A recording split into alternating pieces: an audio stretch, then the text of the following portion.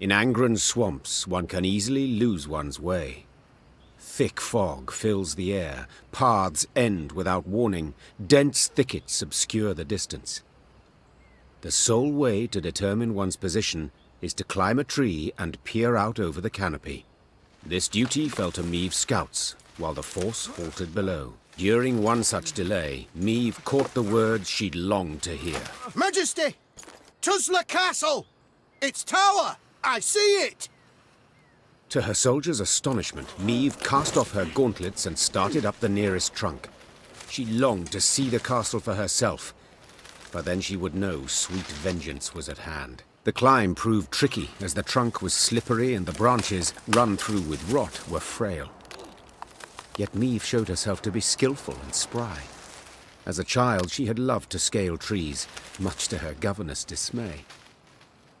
Meave looked out to see a mighty stone tower outlined against the horizon. Legend holds Tuzla Castle was to have had 3 such bastions.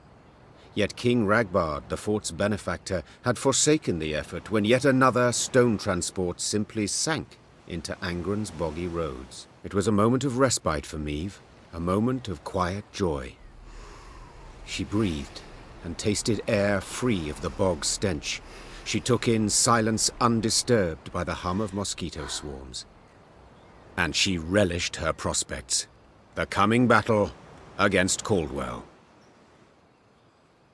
The soldiers stood exhausted and filthy, many with raspy coughs, all sick of the meager gruel. But with the command to advance, a new strength sparked within them.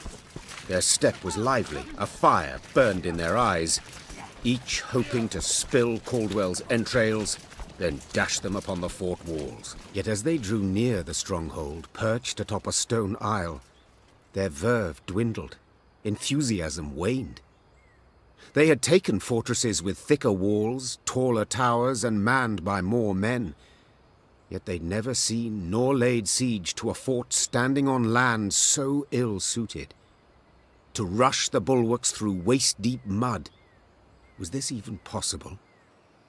Meave consulted her engineer, Xavier, who alas had no notion how to better the Lyrians' odds. With heavy heart, Meave ordered her force to attack. She knew losses would be great, but saw no alternative. As she watched her soldiers drag themselves through mud toward the fort, Meave regretted her decision to part ways with Gascon and Reynard. Surely they'd have devised a plan, improved her army's chances. Yet she quickly dismissed these thoughts. Her so-called advisors had betrayed her and deserved to be banished. It was time now to bring Count Caldwell to justice.